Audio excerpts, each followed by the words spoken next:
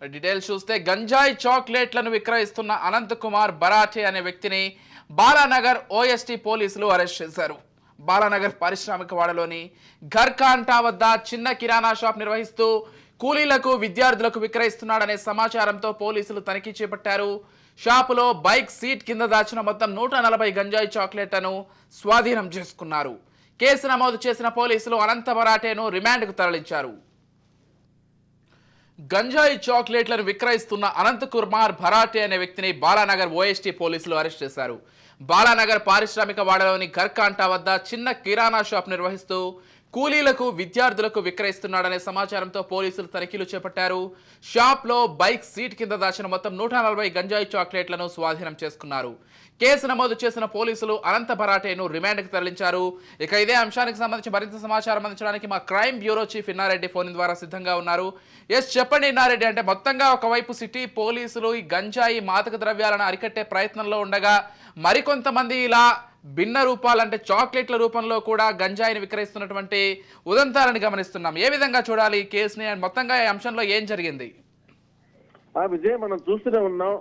ప్రస్తుతం మాత్రం హైదరాబాద్ తర్వాత తెలంగాణ ప్రాంతంలో గంజాయి కావచ్చు, డ్రగ్స్ మీద చాలా సీరియస్ గా ఉన్న పోలీసులకు ఎక్కడికక్కడ కట్టడి చేస్తున్న నేపథ్యంలో ఇప్పుడు గంజాయి చాక్లెట్స్ గతంలో మనం చూసే ఎల్బీనగర్ లో స్కూల్ ప్రాంతంలో పిల్లలు అన్కాన్షియస్ గా ఉండడం వచ్చిన నేపథ్యంలో కంప్లైంట్ ఇచ్చిన తర్వాత అక్కడ భారీ ఎత్తున గంజాయి చాక్లెట్ దొరికాయి.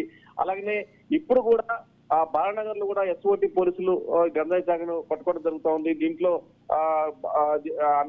అనంత్ కుమార్ బారిక్ అనే ఒరిస్సాకు చెందిన ఆ వ్యక్తిని అరెస్ట్ చేసి తెలుస్తా ఉంది. దీంట్లో ఓ చిన్న కిరాణా దుకాణంలో గంజాయి చాక్లెట్ అమ్ముతున్నట్టుగా ఎస్ఓటి పోలీసులకు పక్కా సమాచారం వచ్చింది.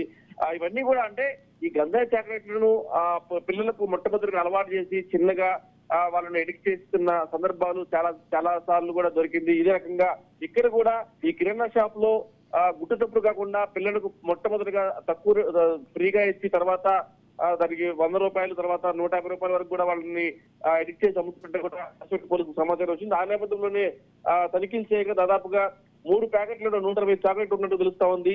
అయితే ఒరిస్సా ఎక్కడ తయారు చేస్తా ఉన్నారు, తర్వాత ఇతను ఈ కిరాణా షాప్ లో కాకుండా హైదరాబాద్ లో ఏ ప్రాంతంలో ఈ గంజాయిని అమ్మాడు అన్న దాని మీద కూడా ప్రస్తుతం పోలీసులు కేసు నమోదు దర్యాప్తు చేస్తా ఉన్నారు. మొత్తం మీద ఇది మొత్తం కూడా స్కూలు కాలేజ్ విద్యార్థులను టార్గెట్ చేసుకుని గంజాయి చాక్లెట్ అమ్ముతున్నట్టు తెలుస్తా ఉంది.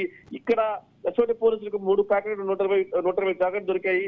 అలానే చుట్టుపక్కల ఎక్కడెక్కడైతే స్కూల్స్ దగ్గర ఈ కిరాణా షాపులు తర్వాత చాక్లెట్స్ అమ్ముతారో అదే ప్రాంతంలో గుట్టు తప్పుడు కాకుండా ఈ గంజాయి చాక్లెట్ అమ్ముతున్నట్టుగా పోలీసులకు వచ్చింది. Vijay, right, thank you Nareddy.